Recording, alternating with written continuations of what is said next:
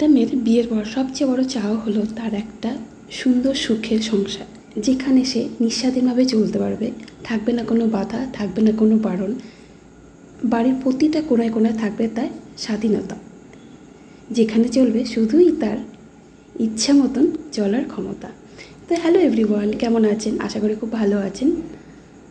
তো অনেক দিন পর আমি নতুন আরেকটা ব্লগ নিয়ে আপনাদের কাছে হাজির হয়ে গেলাম। তো আজকের ব্লগটা হচ্ছে আমার এই ছোট্ট বেডরুমটাকে আমি নতুনভাবে সাজাবো। তো কিভাবে সাজাচ্ছি তো সেটাই তোমাদের কাছে শেয়ার। আমার বেডরুমটাকে আমি নতুনভাবে সাজাবো, নতুনভাবে ডেকোরেশন করব, তাই সাজানোর আগে আমার ঘরটার বর্তমান অবস্থা কেমন আছে সেটাই তোমাদের শেয়ার করছি।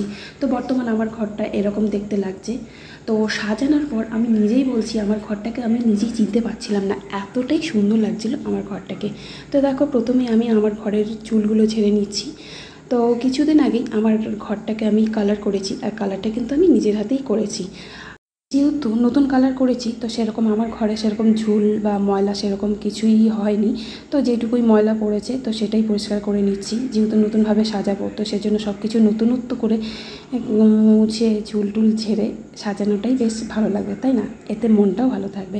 আর প্রত্যেকটা মেয়ে চায় তার নিজের বেডরুমটাকে তার সুন্দর সাজিয়ে গুছিয়ে রাখতে।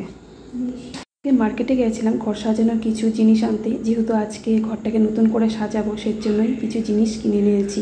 আর সকালবেলা উঠেই আমি সমস্ত বাসি কাজ বলো, রান্নাবান্না সমস্ত কিছু করে নিয়েছি আগের থেকেই। যেহেতু আমার ঘরে আমার ছোট ছেলে আছে, বয়স্ক শ্বশুর আছে, আর ঘর সাজানো শুরু করলে সেখানে অনেকটাই সময় লাগবে, সেখানে 2 ঘন্টা হতে পারে বা 4 ঘন্টা হতে পারে। সেজন্য আমি আগের থেকেই সব কাজগুলো করে রেখেছি। আর আমাদের মতন হাউসওয়াইফদের একটু বুদ্ধি খাটিয়ে না চললে কাজ অত সহজে কিন্তু শেষ হয় না। সারাদিনই কিন্তু আমাদের হাউসওয়াইফদের একটার পর একটার কাজ থেকেই থাকে। তো মাঝে মধ্যে আমাদের একটু বুদ্ধি খাটিয়ে চলতে হয়, তাই না? তো এই দেখো, আমার কিন্তু ঝাড়পোছ সব হয়ে গেছে, মানে চুল ঝাড়া বলো, ফার্নিচার মোছা বলো, সব কিছু হয়ে গেছে। তো এখন আমি ডেকোরেশন করছি। তো প্রথমেই আমি দেখো এই বেড কভারটা পেতে নিলাম। এখন আমি এই কুশন কভারগুলো কিনে এনেছি। তো এই কুশন কভারগুলো আমি কুশনে লাগাচ্ছি। তো কেমন লাগছে কুশন কভারগুলো অবশ্যই বলো। হোয়াইট, অ্যাকচুয়ালি আমি ভেবেছিলাম যে আমার ঘরটাকে পুরো হোয়াইট সাজাবো, কিন্তু দোকানে গিয়ে দেখছি হোয়াইট কালারের আমি কার্টেনগুলো পাইনি, খুব খারাপ লেগেছে। কিন্তু হোয়াইট কম্বিনেশনেই কিনে এনেছি। তো দেখো কুশানগুলো হোয়াইট নিয়ে এসেছি। তো কেমন লাগছে কুশানগুলো অবশ্যই কিন্তু কমেন্টে বলো। আমার তো কিন্তু খুব ভালো লেগেছে কুশান কভারগুলো।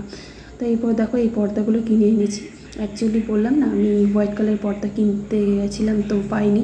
তো তারপরে এই পর্দাগুলো খুব পছন্দ হয়েছে, তো এই পর্দাগুলো কিনে নিয়েছি। এটাও হোয়াইট কম্বিনেশন আছে। তো বেড কভার হোয়াইট কালারের ইউজ করাই যেতে পারে, যেহেতু আমার দেওয়ালের কালার ব্লু অ্যান্ড পেস্তা কালার। তো এই কালারের সাথে কিন্তু এই পর্দার কালারটাই বেশ চলে যাচ্ছে। তো আমার জানলাগুলো ছোট, একটা করে পর্দা কিনলেও কিন্তু হয়ে যেত, কিন্তু আমি ঘরটাকে সুন্দর করে সাজানোর জন্য আমি 2টো করে পর্দা নিয়েছি। আর এই পর্দাগুলো 380 টাকা করে নিয়েছে এক একটা পর্দা। আর এই দেখো, এখন আমি আমার সেলফ র্যাকটাকে সাজিয়েছি। তো এই ওয়াল র্যাকটা আমি ফ্লিপকার্ট থেকে নিয়েছি। আর এই যে বুদ্ধ মূর্তিটা দেখতে পাচ্ছ, এটাও কিন্তু আমি ফ্লিপকার্ট থেকে নিয়েছি। এত ভালো এসছে কি বলবো, তোমাদের বলে বোঝাতে পারবো না। তো তারপর দেখো কিছু আর্টিফিশিয়াল প্ল্যান্ট দিয়ে আমি সেলফগুলো সাজিয়ে নিলাম। এরপর দেখো আমি ড্রেসিং টেবিলটা সাজিয়ে নিচ্ছি। এই কভারগুলো আমি আমাদের বাড়ির পাশেই মেলা হয়েছিল, সেখান থেকে কিনে নিয়েছি। তো এখানে 4-5টা কভার একসাথে নিয়ে আমি বাড়িতে এনে সেলাই করে তারপরে ড্রেসিং টেবিলের সেটে আমি করে নিয়েছি। তো দেখো আমার কিন্তু পুরো সাজানো গোছানো হয়ে গেছে। তাহলে এরপর আমি ঘরটাকে ঝাড় দিয়ে নিচ্ছি। তো ঝাড় দিয়ে আমি ঘরটা মুছে নেবো। তো ফ্রেন্ড, আমার ভিডিওটা কেমন লাগলো অবশ্যই কিন্তু কমেন্টে বলো। আর যারা নতুন আছো প্লিজ আমার চ্যানেলটাকে সাবস্ক্রাইব করে দিয়ে পাশে থাকে বেল আইকনটাও কিন্তু অল করে দিও। তো দেখো এখন কিন্তু আমি ঘরটাকে মুছে নিচ্ছি। আর মোছার পর এই কার্পেটটা নতুন কালকে কিনে নিচ্ছি, তো এটা পেতে দিচ্ছি। তো কেমন লাগছে কার্পেটটা অবশ্যই কিন্তু বলো। আমার ঘরে তো সেরকম দামি দামি ফার্নিচার নেই, তো যেটা আছে সেটা দিয়েই তোমাদের সাজিয়ে গুছিয়ে তোমাদের শেয়ার করছি। তো দেখো সাজানো গোছানোর পর আমার ঘরটাকে তোমরা দেখো কেমন লাগছে, তো অবশ্যই কিন্তু কমেন্টে বলো কেমন লাগছে। তো এই দেখো হোয়াইট মাল্টি কালারের চাদরের সাথে হোয়াইট কালারের কুশন কেমন লাগছে কেমন বলো। আর এই দেখো কার্টেনগুলো কি দারুণ লাগছে না? তোমরাই বলো আমার ঘরটাকে এখন কেমন লাগছে। তো এই দেখো সানফ্লাওয়ারের সাথে এরকম সুন্দর গোছানো পরিপাটি ঘর সবারই কিন্তু পছন্দ, সে হোক না ছোটো ঘর। হয়তো আমার ঘরে দামি দামি ফার্নিচার দিয়ে আমি সাজাতে গোছাতে পারিনি, তো যেটুকু আছে সেটা দিয়ে সাজিয়েছি। আর এটা কিন্তু আমার কাছে কিন্তু অনেক অনেক অনেক ভালো লাগছে। আর সাজানো গোছানোর পর আমার নিজের ঘরটাকে আমি নিজেই চিনতে পারছিলাম যে আমার ঘরটাকে এত সুন্দর লাগছিল।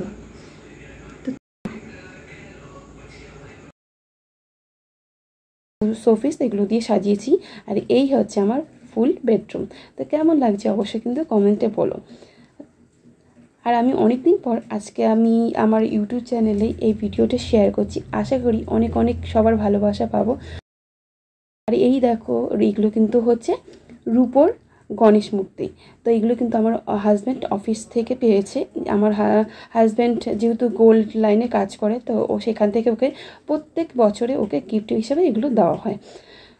তো এই দেখো, এখন এইটা হচ্ছে আমার সূর্যমুখী ফুল। আর এই সূর্যমুখী ফুলটা এতটাই সুন্দর না, যেমনি ক্যামেরায় দেখছো তেমনি সামনের থেকে একদম সত্যিকারই সূর্যমুখী ফুলের মতো লাগে দেখতে।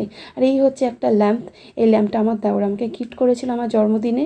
আর এখানে হচ্ছে আমার বিয়ের ছবি, আমার বউ ভাতের ছবি, আর আমার ছেলেকে নিয়ে একটা ছবি।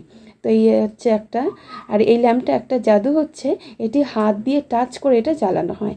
এই দেখো, আমি হাত দিয়ে টাচ করে কমানো বাড়ানো করছি। তো কেমন হয়েছে ল্যাম্পটা অবশ্যই কিন্তু কমেন্টে বলো। তো এটা হচ্ছে আমি ড্রেসিং টেবিলের উপরে আমি এটা রেখেছি। আর ল্যাম্পটার উপরে ফ্লাওয়ারগুলো কিন্তু আগে দেওয়া ছিল না, ফ্লাওয়ারগুলো আমি এমনি সাজানোর জন্য রেখেছি। তো দেখতে কিন্তু বেশ ভালোই লাগছে। আর এই হচ্ছে আমার পুরো ড্রেসিং টেবিলটা। তো কেমন হয়েছে আমার পুরো ঘরটা, এইটুকুই। আমার ঘরটা একদমই ছোট, মানে দরজাতে ঢুকেই ড্রেসিং টেবিল আর ওয়াল, একটা টিভি, ছোট্ট টিভি, একটা আলমারি, এই হচ্ছে